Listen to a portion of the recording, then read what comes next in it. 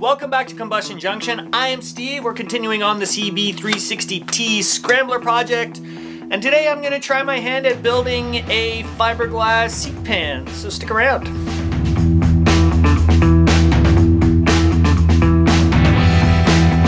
Okay, so before I get to the fiberglass and prepping that, I have to make sure all this stuff is in its final resting position and solidly placed. So when the seat pan is made, if anything is sticking out that it has a contour to, it's not going to move. So let me show you that a little bit closer up. So this is where I've ended up getting everything placed. It's even changed a little bit since last time. I decided to take the rectifier regulator out from in the tray, and I'm actually going to mount it up underneath and just have the wiring come through and meet the plug there. Some comments from people sort of alluded to that and dealing with, you know, the lithium battery and the possibility for overcharging and overheating and all kinds of complications. I just don't want to add to it. So basically I'm left with just making sure this doesn't move afterwards, although it's pretty snug, but the big thing is just making sure these guys stay in their place. Something I've had for a long time are these little angle dudes. I think I bought a bag of like 500 of them, and I've used them, you know, for all sorts of little projects and stuff. And when I was looking for ways of getting all this stuff mounted, it actually worked out really well that they slid into the rubber housing for the starter solenoid. So if those two are kind of go like that, that flattens on, I tack those down, all of a sudden that's got a home, it's not gonna move. Same thing for this. Actually what I did is I flattened it out and sort of put an off bend on it, if you could see, and then I had to shave in the sides a little bit, and it basically, you know, slides into the rubber mount on that. That could sit there, put a tack on that, and both of these guys are now easily releasable, but very much fixed in the place where they're gonna go. So I got to get those tacked on. I'm just gonna use one more of these to kind of hold the battery in there. The battery side by side, it's really not gonna move. It doesn't have a lot of options because there's just wires and stuff in the way. But front to back, I definitely don't want, you know, that happening. This battery comes with sort of these pre-cut foam pieces, which are basically designed to, if you're filling up a bigger battery cavity, you can use these foam pieces to sort of make up the space. So what I might do is cut a couple of custom sizes here and here and sort of give the battery a little bit of a buffer. In fact, I think I'm just gonna put it on this side and then have this guy just sit there. So let's get that and these guys tacked into place, and then I just wanna put my mounts for my rectifier regulator. Although it doesn't affect me, I just wanna get it on to get that up under here.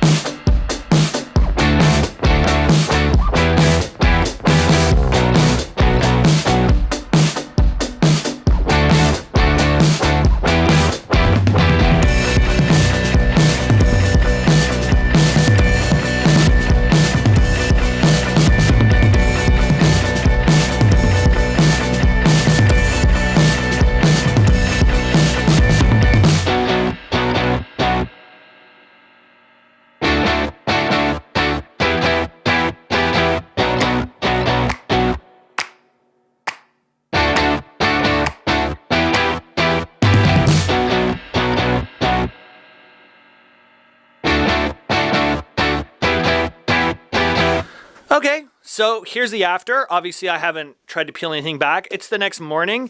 It was pretty much set up. You know, you could, within an hour or two of having it done, you could really, you could see it setting up, and it gets so warm as it's doing it. So it's a pretty neat process to experience, but it is rock solid. I think I have at least 5 layers on this, if not more, in different parts. You can see, if you look at the profile, there's the little hump working around the starter solenoid and the turn signal flasher. And there, you can hardly see it, is the battery. So in terms of that, it worked out great. Now I have the fun task of trying to peel this guy off and see how things fit.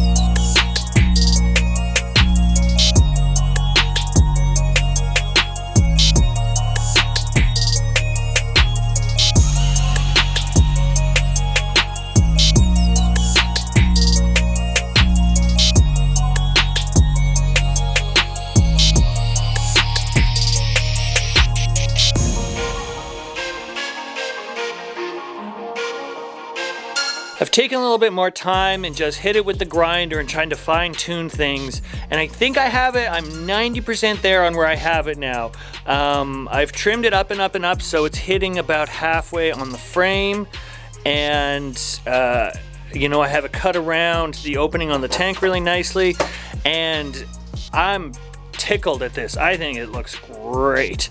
So it's going to be exposed frame all the way around. I'll have to do a little bit of shaping with foam to find that sort of upswing to the tank, but in terms of first try on the fiberglass C-pen, I give it 2 very, very, very big fat thumbs up.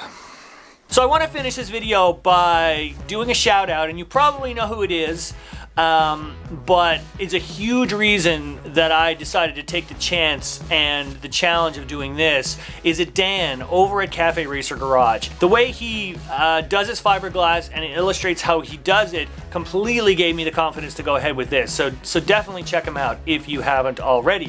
One other thing I thought I'd touch on that maybe some of you guys would be interested in hearing about. I almost bought a project bike the other day and it turned out to be a complete dud. I have some footage of it because I was honestly grabbing my camera. I was going to film the unloading off the truck, and it ended up turning into me just sort of nitpicking on the bike and just finding out all kinds of things that were wrong that made me actually cancel the deal based on the description that was given to me. So if anybody's interested in something like that, sort of the when do you walk away from the barn find, or you know, what's my limit? My thing is buying bikes that have stuff missing because it tends to, you know, the price tends to be way down. I bought a bike that was completely stripped in boxes. I bought another motorcycle that was half stripped down and half of it was missing.